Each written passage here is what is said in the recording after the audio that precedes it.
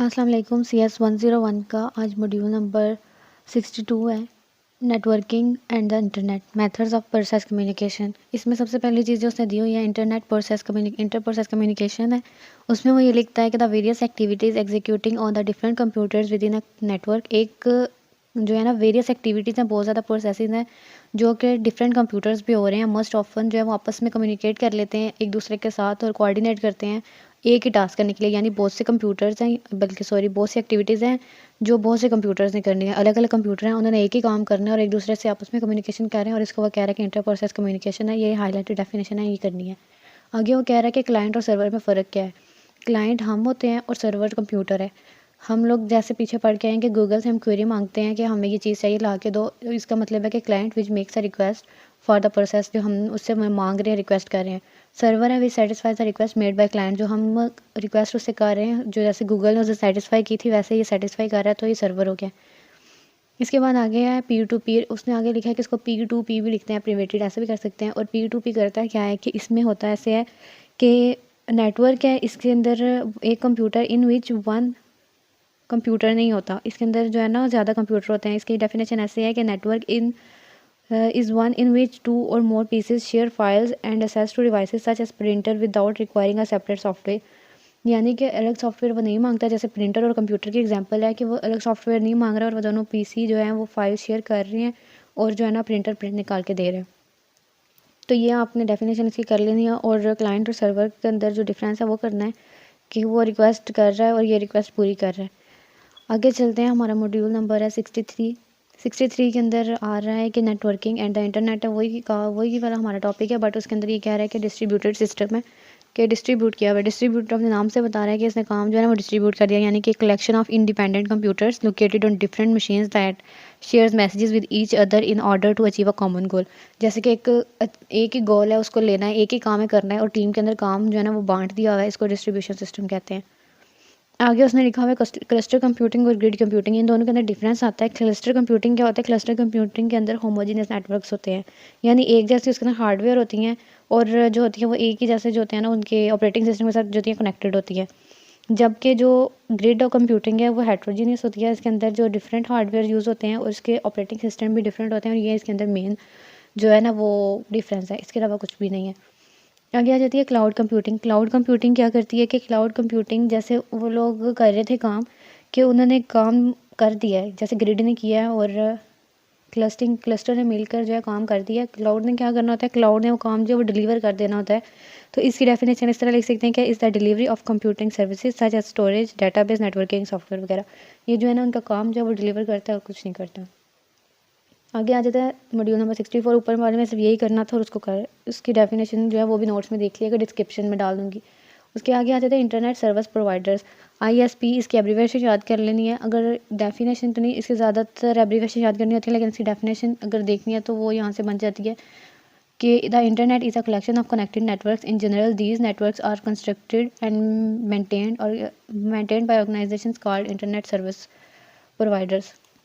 तो ये इतनी मुश्किल नहीं थी और समझाने वाला भी इसमें कुछ नहीं था। इसके अंदर टायर्स हैं 1, 2 और ये 3 टायर हैं इसके अंदर ISP के, जो करते क्या हैं कि जो पहला टायर है वो यूनिवर्सल है और जो दूसरा टायर है उसके टारगेट है वो स्ट्रेटेजिक है, उसके अंदर हर चीज़ जो है ना वो लिमिट में है।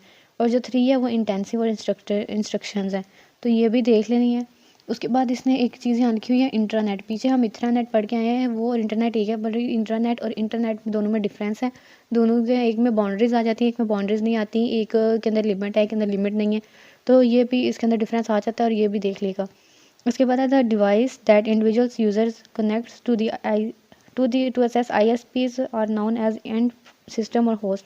होस्ट की डेफिनेशन आ जाती होती है पेपर में और ये कह रहा है कि डिवाइस है that individual user devices that individual users are connect. Individual user जो है वो डिवाइसेस के साथ कनेक्ट होते हैं टू असेस ISP, तो इसको हम होस्ट कह देते हैं बस।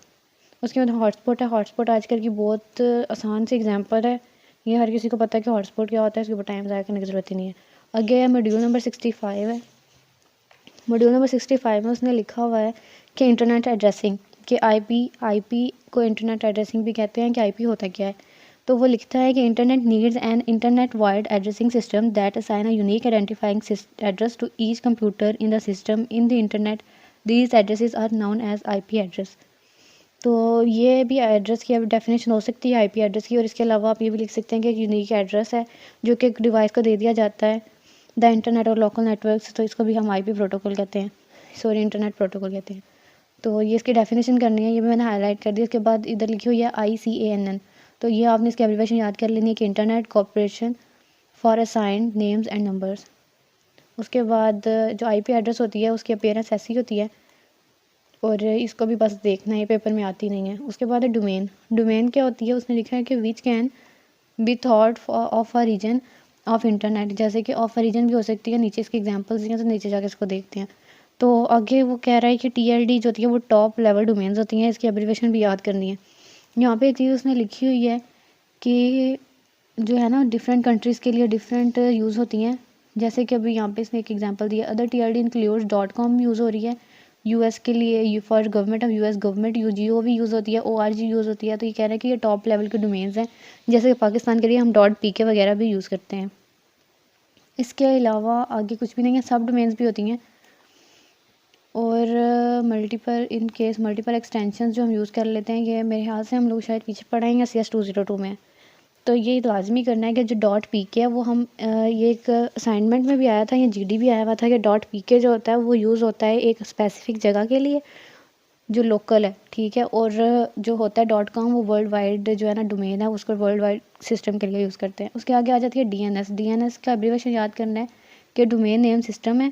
Collectively these name servers are used as an internet wide directory known as domain name system.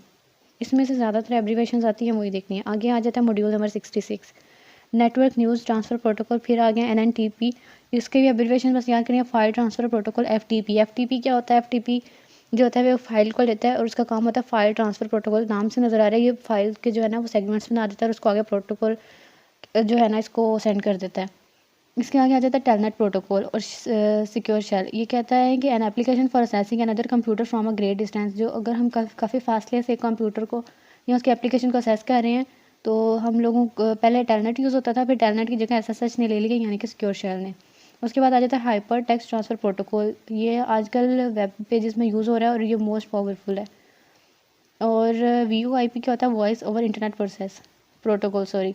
तो ये VoIP का काम क्या होता है कि इसमें जैसे हम वॉइस मैसेजेस सेंड करते हैं, वॉइस सेंड करते हैं, हमारी कॉल्स वगैरह जो होती हैं वो सारा जो है VoIP के अंडर होता है। और ये भी जो है ना इसके अंदर भी P2P मॉडल जो है वो यूज़ हो रहा है। उसके बाद इंटरनेट मल्टीमीडिया स्ट्रीमिंग क्या होता है, N enormous portion of current internet traffic is used for transporting audio and video across the internet in real time। इसको स्ट्रीमिंग कहते हैं, यानी कि स्ट्रीम कर रहे हैं हम लोग रियल टाइम में किसी भी चीज़ को, जैसे वीडियोज़ हैं, मूवीज़ हैं, फिल्में वगैरह, ये सारा कुछ आ जाती हैं इसमें। उसके आगे एक MCQ है, ये इंपॉर्टेंट भी है। Netflix stream more than 4 billion hours of programming to end users in the first 3 months के, उसके फर्स्ट 3 मंथ्स में 4 बिलियन जो वो आवर प्रोग्रामिंग के पूरे कर लिए थे। Combined with YouTube these two services will consume more than half of the bandwidth of the internet. इसको आपने याद कर लेना है, ये MCQs में आता है। उसके बाद जो 67 है, इसमें सिर्फ एब्रीविएशन याद करने वाली है कि मैसेजेस एप्लीकेशंस क्या हो सकती हैं। ये आपसे शॉर्ट क्वेश्चन भी पूछा जा सकता है या लॉन्ग भी। तो इंस्टेंट मैसेजिंग है, ब्राउज़र बेस्ड होती हैं, ट्विटर पे हो सकती हैं, फेसबुक वॉल है। उसके बाद one of the oldest is electronic mail, जो हम मेल्स भी भेज सकते हैं और ये पुराना तरीका है। प्रोटोकॉल है simple mail transfer protocol, SMTP, ये MCQ आया था मेरे पेपर में भी। उसके बाद है other protocol, SMT for text messages है, MIME multi purpose internet mail extension to convert non ASCII to STMP compatible file form है, सॉरी। पोस्ट ऑफिस प्रोटोकॉल है, POP3। उसके बाद इसका वर्जन की 3 या 3 भी साथ लिखा है। Internet mail access protocol, IMAP। उसके बाद आगे आ जाता है मॉड्यूल नंबर 68। मॉड्यूल नंबर 68 में भी सिर्फ एब्रीविएशंस याद करने वाली हैं ज़्यादा, तो इसमें आ जाती है एब्रीविएशंस और इसमें नहीं है। VoIP system come in 4 different forms that are competing with for popularity. ये भी मेरे पेपर में लॉन्ग क्वेश्चन आया हुआ था कि VoIP के बारे में आप ये जो 4 इसकी एग्जांपल हैं इनके नाम लिख दें। तो ये ऐसे था कि इसकी जो 4 एग्जांपल्स हैं या फिर 4 फॉर्म्स जो हैं, इसकी 4 कैटेगरीज हैं, वो है सॉफ्ट फोन्स हैं, उसके बाद एनालॉग अडेप्टर्स हैं, एम्बेडेड हैं, और उसके बाद हमारे अपने फ़ोन आजकल के। यानी जो है सॉफ्ट फोन्स है वो सॉफ्टवेयर बेस्ड है। एनालॉग अडेप्टर जो हैं which are devices that allow a user to connect his or her traditional telephone and services provided by NSS ISP। और एम्बेडेड डिवाइसेस, ये भी किसी और के पेपर में आए हुए थे, लेकिन आए हुए थे कि एम्बेडेड सिस्टम जो होते हैं जो कि डिवाइस के अंदर कनेक्टेड होते हैं।